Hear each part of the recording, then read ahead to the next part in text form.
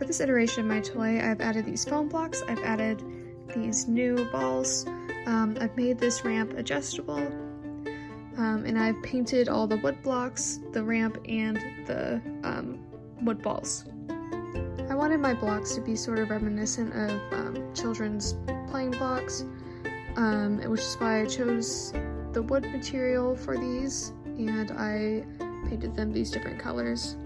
Then I painted the ramp white, so it looks a little bit nicer. I want the foam blocks to be different colors as well, but I spent about 4 hours trying to figure out how I'm going to do that. I've tried different kinds of foam, different kinds of paint. Nothing's worked so far, so they're staying white. Here are some examples of ones I tried to paint and just didn't turn out. I tried wrapping in like this vinyl stuff, and that did not work at all. I tried just painting it. These were 2 different kinds of paint I used, and because of the way foam is, it just doesn't work out very well.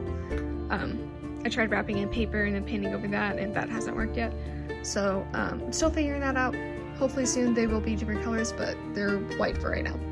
Just as a little demonstration for how the ramp could work, you'll see in my little example, sometimes I have this ball at the middle place right here, so that when this ball rolls down, I'll hit that ball, and it'll go down, and I'll hit the block, so it would be down here. This makes it a little bit trickier to deal with, because obviously the ball can fall off pretty easily. But if the player wanted to, they could make it so it's just one ramp. And roll the ball down. They can also make it different heights. So you can make it really tall like this. They could make it shorter.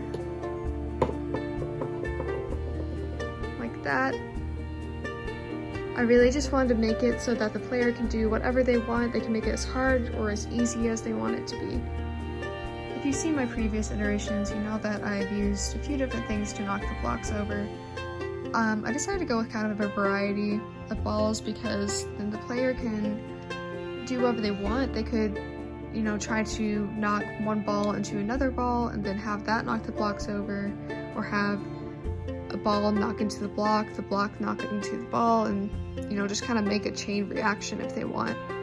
So this is what the set looks like all together right now. We got the wood blocks, got the foam blocks, we got the wood spheres, and we got the foam spheres. And then we have these 3 blocks for the ramp that can be rearranged, and then we have the ramp itself. Just as an explanation as to why I'm using wood and foam, I wanted to use wood because it reminds me of those building blocks I played with as a kid, and it's also why I painted them those colors. I really wanted to make them different shapes, and I tried really hard over the past couple of weeks to do so, but I don't have a way to cut wood. This is what I've ended up with, and I've just cut my fingers too many times. It's not really worth it to me. Besides, I think that having different sizes is much more important than having different shapes in my particular case. A lot of people also suggested to me that I should use different materials. I landed on foam because it is easy enough for me to shape without hurting myself, and it's sturdy enough that it'll resist the ball in some way, but it's flimsy enough that the player really has to figure out a way to stack these so that they aren't knocked over by the ball.